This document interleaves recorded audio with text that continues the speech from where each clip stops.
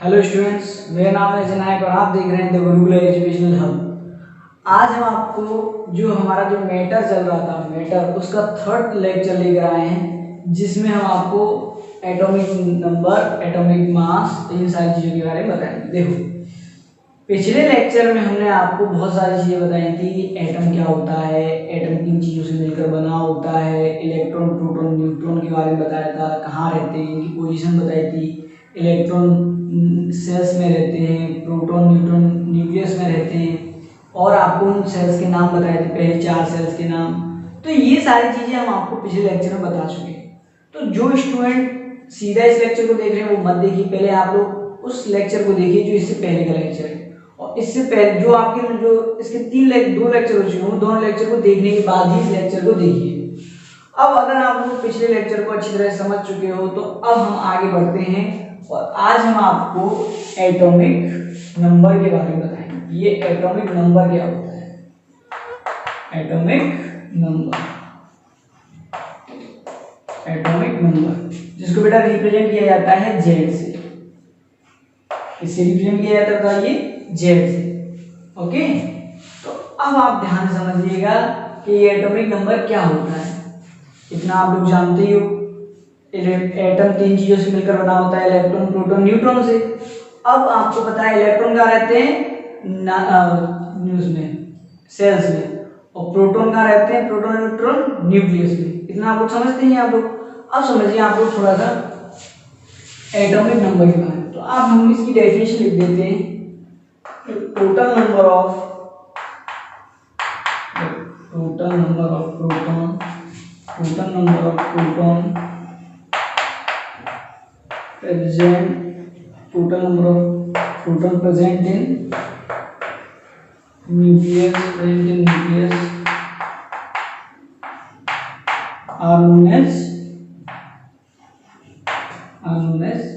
atomic number.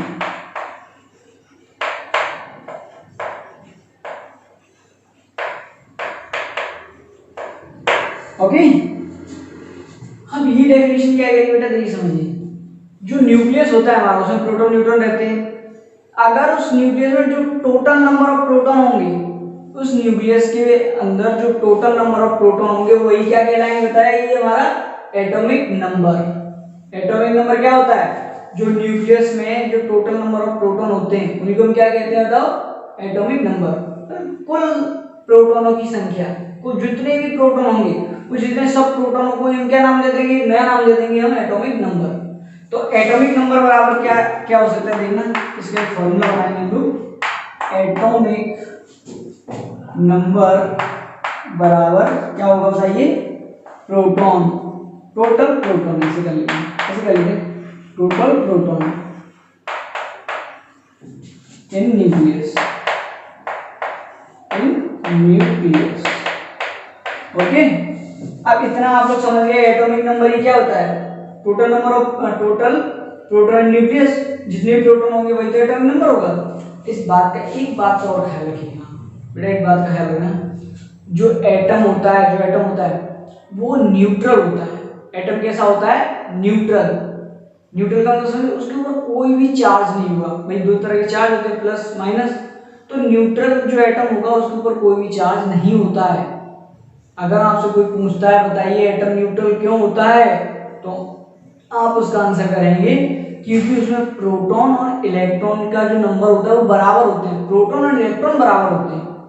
भाई जितने plus होंगे उतने माइनस, ओवरऑल बिल्कुल न्यूट्रल। इस बात का ख्याल रखना, जितने प्लस जितने माइनस उतने न्यूट्रल हो जाएगा बिल्कुल। तो एटॉमिक नंबर होता है total number of proton in nucleus. अब बेटा देखो, क्योंकि हम जानते हैं कि इलेक्ट्रॉन जो होते हैं, जो प्रोटॉन होते हैं, जो प्रोटॉन और क्या कहते हैं एटम जो कैसा होता था? न्यूट्रल। तो जब उसमें न्यूट्रल कब होगा एटम? जब उसमें प्रोटॉन और इलेक्ट्रॉन इक्वल होंगे। ध्यान समझिएगा इस बात को। कोई एटम न्यूट्रल कब होगा बताओ? जब उसमें प्रोटॉनों की संख्या और इलेक्ट्रॉनों की संख्या क्या होगी बताओ? बराबर। भाई बराबर चार्ज है तो प्लस, बराबर चार्ज माइनस, तभी तो ओवरऑल न्यूट्रल होगा। कोई चार्ज नहीं होगा उसको कैंसिल कर देंगे एक दूसरे को, प्लस माइनस। तो अब हम इसको ऐसे कह सकते हैं atomic number equal to total number of proton in nucleus. अब प्रोटॉन बराबर है तो उसमें इलेक्ट्रॉन भी तो बराबर होंगे, न्यूक्लियस में electron in shell total number electron कर लेते, कोई दिक्कत नहीं है। मतलब जो इसको एटॉमिक नंबर कैसे रिप्रेजेंट किया जाता है, जेड से। तो जेड किसके बराबर होता है बेटा, पी के। तो प्रोटॉन को किस तरह दिखाया जाता है, पी से। और हमेशा याद रखना प्रोटोनों की जो संख्या होती है, प्रोटोनों की संख्या वो किसके बराबर होती है, इलेक्ट्रॉनों की संख्या के बराबर। मतलब किसी भी एटम में न्यूट्रल एटम की बात कर रहे हैं, चार्ज वाले एटम की बात नहीं कर रहे हैं, न्यूट्रल एटम की। वैसे तो एटम न्यूट्रल ही होता है, तो ये न्यूट्रल एटम होता है, उसमें प्रोटॉन और इलेक्ट्रॉन बराबर होते हैं। जैसे अगर बात की जाए हाइड्रोजन की, ये हाइड्रोजन का एक एटम है, हाइड्रोजन का एक एटम है, इसका एक एटॉमिक नंबर 1 होता है, हाइड्रोजन का एटॉमिक नंबर 1 होता है। आप जानते ही हो हाइड्रोजन का एटॉमिक नंबर 1 होता है। तो आप बताओ, जो एक है एटॉमिक नंबर 1 है, तो यानी कि एटॉमिक नंबर अगर किसी का 1 है, एटॉमिक नंबर किसी का 1 है, तो प्रोटॉन भी तो उसमें 1 ही होंगे। तो एटॉमिक नंबर किसके बराबर है, प्रोटॉन के बराबर, यानी प्रोटॉन ही एटॉमिक नंबर होता है, एटॉमिक के बराबर प्रोटॉन होंगे। ध्यान से एक बार फिर से, किसी में प्रेजेंट जो प्रोटॉन होंगे, न्यूक्लियस के अंदर प्रोटॉन होंगे, जो एटॉमिक नंबर होगा, और जो एटॉमिक नंबर होगा उतने ही प्रोटॉन होंगे। तो एक ही चीज तो है। तो अब मैं ये कह रहा हूँ मेरे पास हाइड्रोजन का एटॉमिक नंबर 1 है, तो इसमें प्रोटॉन कितने होंगे, 1। भाई एटॉमिक नंबर ही तो क्या है, प्रोटॉनों की संख्या होती है। तो हाइड्रोजन में प्रोटॉन कितने होंगे आप बताओ, 1। ठीक है कि नहीं। तो इसमें इलेक्ट्रॉन कितने होंगे, 1। भैया प्रोटॉनों के बराबर ही तो इलेक्ट्रॉन होते हैं, प्रोटॉन के बराबर इलेक्ट्रॉन, तो उसमें प्रोटॉन भी 1 होगा और इलेक्ट्रॉन भी 1 होगा। इस बात का ख्याल रखिए आप लोग कि किस तरह से प्रोटॉन और किस तरह से इलेक्ट्रॉन। ठीक है, थोड़ा समझिएगा यहाँ पे। जैसे मैं ये कहूँ जैसे हम आपको ये बताएंगे कि मेरे पास एटॉमिक नंबर कितना है भैया, 10 है। मेरे पास एटॉमिक नंबर 10 है। तो इसमें इस एटॉमिक नंबर 10 वाले एलिमेंट में कोई एलिमेंट है जिसका एटॉमिक नंबर कितना है, 10। इसमें प्रोटॉन और इलेक्ट्रॉन बताओ कितने हैं। एक एलिमेंट है जिसका एटॉमिक नंबर कितना है बताओ, 10। इसमें प्रोटॉन और इलेक्ट्रॉन बताओ कितने हैं। तो यहां से समझ में आना चाहिए कि देखो ये एटॉमिक नंबर 10 है, एटॉमिक नंबर 10 है यानी प्रोटॉन 10 है। तो एटॉमिक नंबर क्या होता है, प्रोटॉनों की संख्या। तो प्रोटॉन कितने हो जाएंगे इसमें, 10। अगर इसमें प्रोटॉन 10 है और ये न्यूट्रल एटम है, प्रोटॉन 10 है, तो इसमें इलेक्ट्रॉन भी 10 होंगे। प्रोटॉनों की संख्या बराबर इलेक्ट्रॉनों की संख्या, तो इसमें इलेक्ट्रॉन भी कितने होंगे बताओ, 10 है क्या नहीं। तो ये बात आपको समझ में आनी चाहिए। और इसमें कोई दिक्कत तो बताइए। तो फिर आपको आगे चलते हैं और जानते हैं हम लोग एटॉमिक मास के बारे में, या फिर मास नंबर बोलते हैं इसको, मास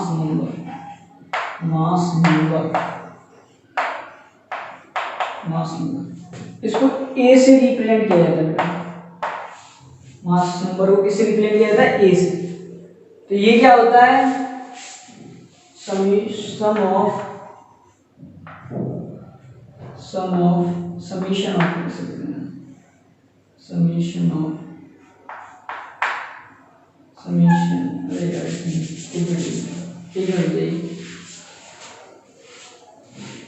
एक सिंपल लैंग्वेज में समझिए, फिर इसको लिखा देते हैं।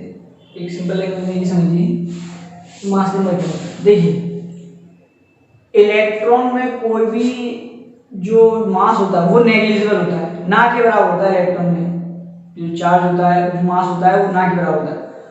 जो मास होता है वो हमेशा 2 ही में होता है, प्रोटॉन और न्यूट्रॉन में। प्रोटॉन और न्यूट्रॉन में बेसिकली मास होता है।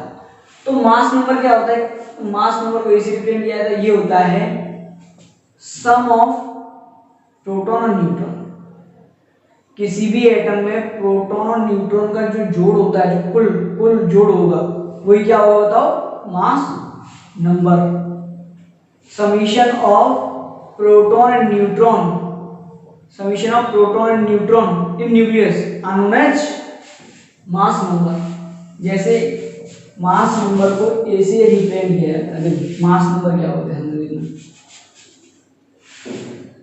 मास नंबर को ए से रिप्रेजेंट किया जाता है, ठीक है। मास नंबर, जैसे मास नंबर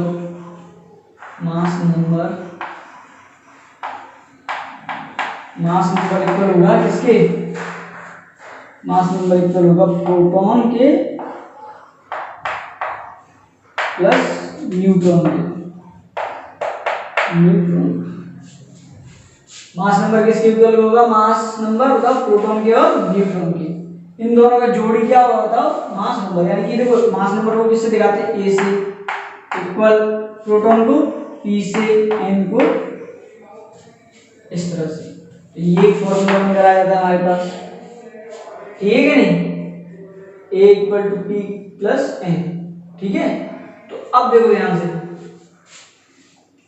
यहां से एक और फॉर्मूला निकाल रहे हैं और वो ये निकल के आएगा कि देखो बेटा, प्रोटॉन किसके बराबर होते हैं बताओ? प्रोटॉन जेड के बराबर होते हैं कि नहीं होते बताओ? भाई प्रोटॉन ही क्या है? Atomic number. एटॉमिक नंबर को जेड से रिप्रेजेंट किया जाता है। प्रोटॉन होंगे वो जेड होगा, तो हम इसको प्रोटॉन की जगह पे जेड कर सकते हैं। तो ये फॉर्मूला निकल कर आएगा, ए बराबर प्रोटॉन की जगह पे जेड रख सकते हैं नहीं रख सकते? क्योंकि ये दोनों एक जगह इक्वल है, तो इसको जेड की जगह रख दो, तो जेड प्लस। तो ये एक फॉर्मूला निकल कर आ गया बेटा आपका, बहुत इंपॉर्टेंट फॉर्मूला निकल कर आया है। और अब एक और निकालते हैं फॉर्मूला, वो होता है न्यूट्रॉन निकालने का। तो ये तो मास नंबर का हो गया, अब न्यूट्रॉन निकालने का देख लेते। इसको इधर लेकर आओ, इसको इधर भेज दो, तो क्या निकल कर आएगा? देखो इसको इधर भेज दो, क्या निकल कर आएगा? Neutron equal to A minus Z.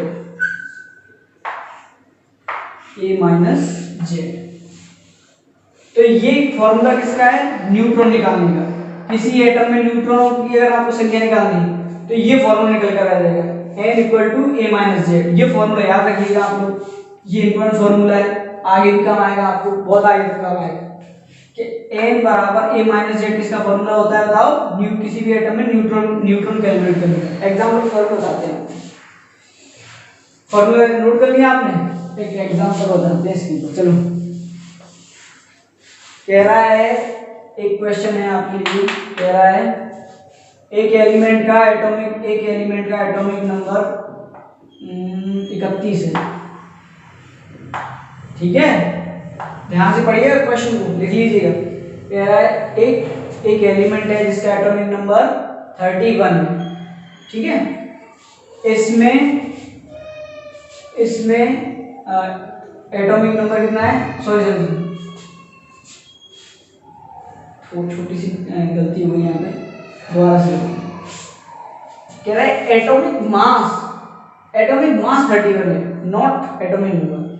Atomic mass कितना है? 31। दोबारा से ध्यान से, एक एलिमेंट है जिसका एटॉमिक मास कितना है? 31। एटॉमिक मास कितना है? 31। इसमें जो क्या कहते हैं एटॉमिक नंबर है, एटॉमिक नंबर होगा, एटॉमिक इस एलिमेंट का, देखो क्वेश्चन ध्यान सुनो दोबारा से। इस एलिमेंट का एक एलिमेंट है जिसका एटॉमिक मास 31 है और एटॉमिक नंबर 15 है। Atomic number